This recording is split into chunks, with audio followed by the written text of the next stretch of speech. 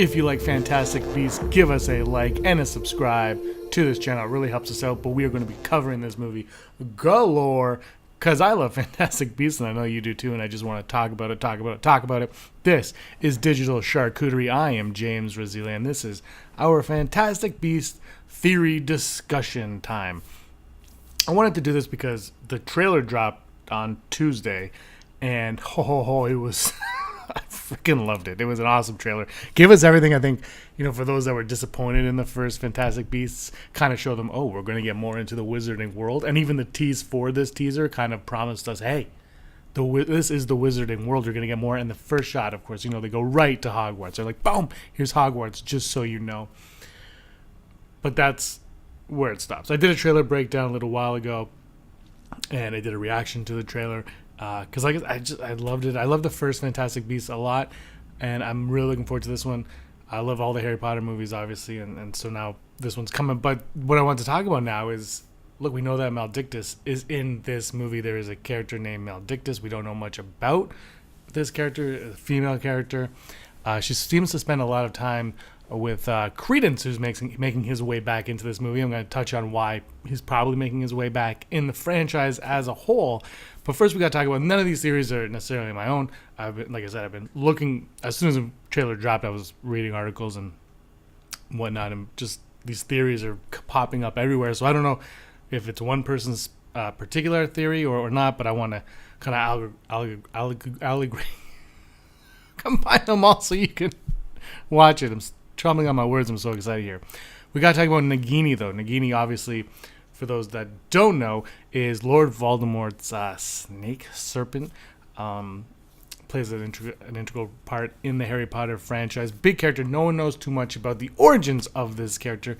Now, the Fantastic Beasts saga, all 5 films that span over 19 years, people are saying this could be the Voldemort origin story, which is very intriguing to me. I like the idea. I like where this saga is going. We know where the saga is going. We know what J.K. Rowling's plan is in this saga. We know what her end game is. However, the end game can be the end game for the characters that are being established, but Voldemort could play a minor part, and then that can spin off into the Voldemort story, which I think would be incredibly fantastic to see, which of course would culminate in his fall in 1981, which would then set off the Harry Potter franchise. I think this is a brilliant way to do it. You go, you do the end, the beginning, the middle. Awesome. J.K. Rowling's a genius. What can I say? But let's go into the Nagini thing here. So Maledictus is in this, and Maledictus have cursed blood, and they're destined to transform into a beast. And the beast could take many forms and shapes. And we've seen Maledictus on the roof in the trailer with Credence. My thought on this now is, with all the people speculating, that the beast she transformed into could be a snake, could be a giant snake, or just a snake. And that would be, frankly, incredible. I think that would be awesome. I think a lot of people are terrified of snakes. They're not necessarily beast, but they are a creature, so it could work out that she would transform into a beast, and that would be her cursed blood there. The other aspect of this is, what I like about having Maledictus in this is, the series is called Fantastic Beasts, and I had, while I watched Fantastic Beasts, I had this feeling that, hey, maybe J.K. Rowling was writing the Fantastic Beasts script, and somewhere along the way she said, this should actually be about Grindelwald and Dumbledore, and it should be that story. And I think that was kind of weaved in a little bit later on. That's how I felt watching. That's just an opinion of mine. But if that's the case, the Fantastic Beasts title still has to stick if you're going to have that involved in all 5 films. But it can't just be Newt running around for 5 films trying to find beasts and put them back in his suitcase. And if this is the case, if this is the beast, if Credence are the beast, they are fantastic beasts. And what's a more fantastic beast than Nagini?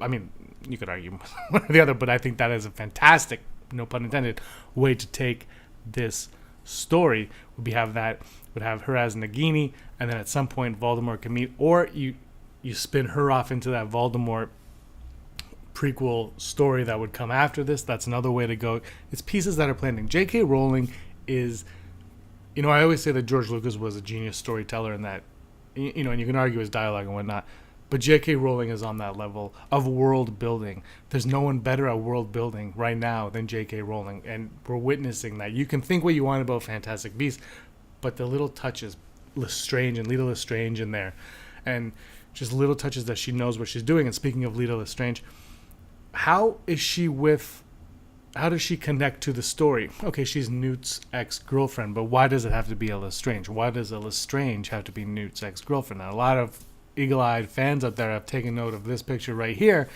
which signifies the fact that Credence could very well be a Lestrange.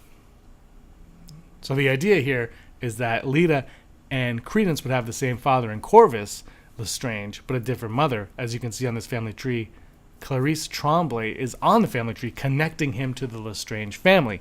And what else can be connected to the Lestrange family would be Bellatrix Lestrange.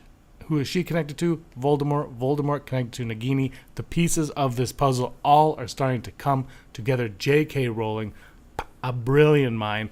Can't wait to see what she has. What do you guys think of these theories? Is Nagini going to play a part in this franchise? Are we overlooking it? Let me know in the comments below. Thanks for watching. Until next time, ciao for now.